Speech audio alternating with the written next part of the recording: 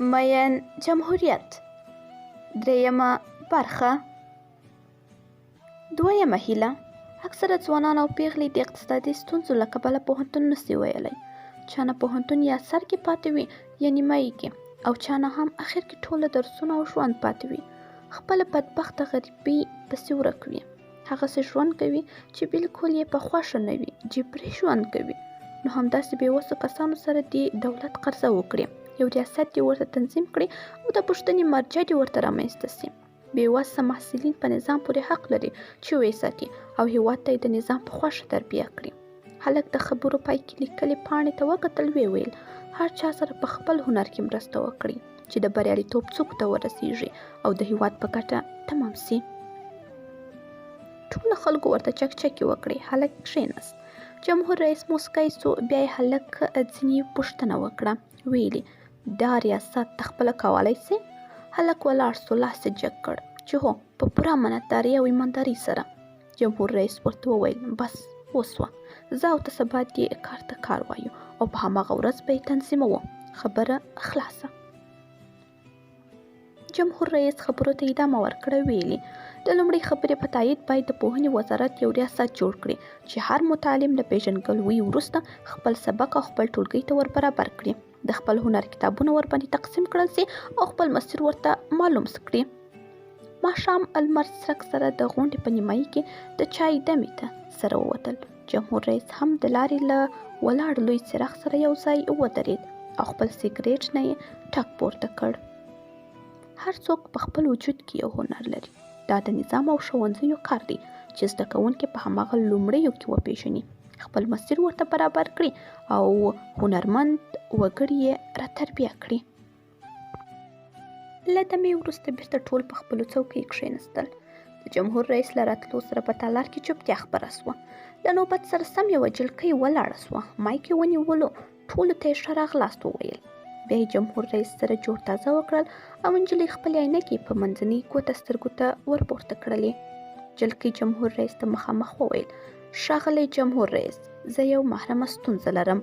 غواړم تاسو عالی جناب سره یې پټه مطرح کړم، که ستاسو اجازه وي. جمهور رئیس خپل ځای نه ولاړ سو. لاس یې ورته وښورول او ویل راځه دلته ما سره کښېنه، خبره به دې هم وکړې او د نورو کسانو خبرې به هم واورو. راځه. نجلۍ له کتار ووته. همداسې جمهور رئیس ته لاس ونیولو او د څنګ په څوکۍ کې ورسره کښېنسته. جینۍ ته یې په سپینه پاڼه کې ولیکل چې خپله ستونزه دې همدلته راته ولیکه. پاڼه یې ور مخې ته کړه. جمهور رئیس یو بل کس ته غوږ ونیولو او غونډه روانه وه. جلکۍ پاڼه ځان ته ورکش کړه. حیرانه سوه چې اوس څه شي ولیکي. جلکۍ یوازې په چټل خط همدومره ولیکل ښاغلی جمهور رئیس، زه لیکل نسم کولی، یوازې ویلی سم. بیرته یې پاڼه د جمهور رئیس مخې ته ورسمه کړه. جمهور رئیس بل کس ته غوږ نیولی و. یو وخت یې د هغې جلکۍ لیکل ولوستل، پوه سو چې نجلۍ سواد نه لري.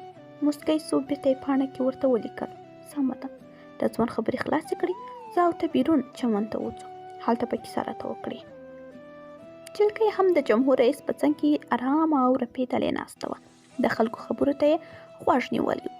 په خبرو کې یو کس ولاړ سو. ویلی ښاغلی جمهور رئیس، خبرې ډېرې، سر یې یو. ما ته یې واده کړی دی. زه مې مېرمنې سره خوشحاله نه یم. ژوند مې بیخي تنګ دی. یو شی خوند نه راکوي. فکر کوم وچ په زور ژوند کوم، وچ په زور ځان خاوند کوم. ما ته د حل لاره وښیه، موږ څه وکړو؟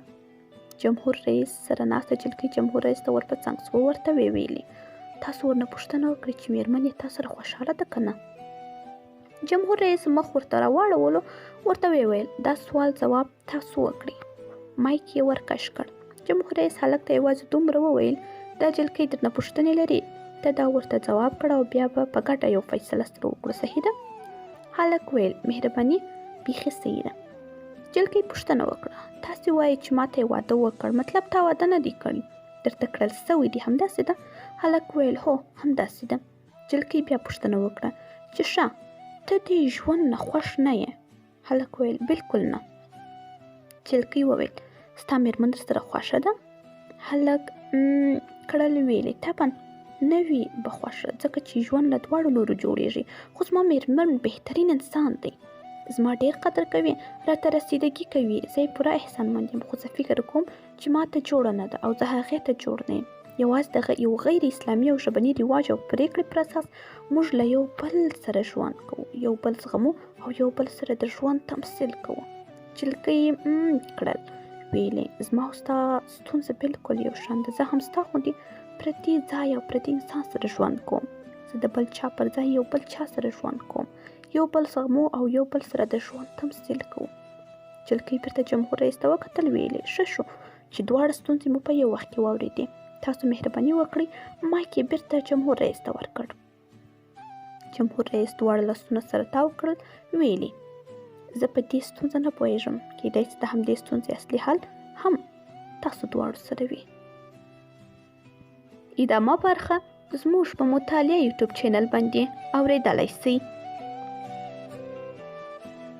مین جمهوریت، لیکوال عبدالهادي احمدزی، وړاندې کوونکې آریا رحمت.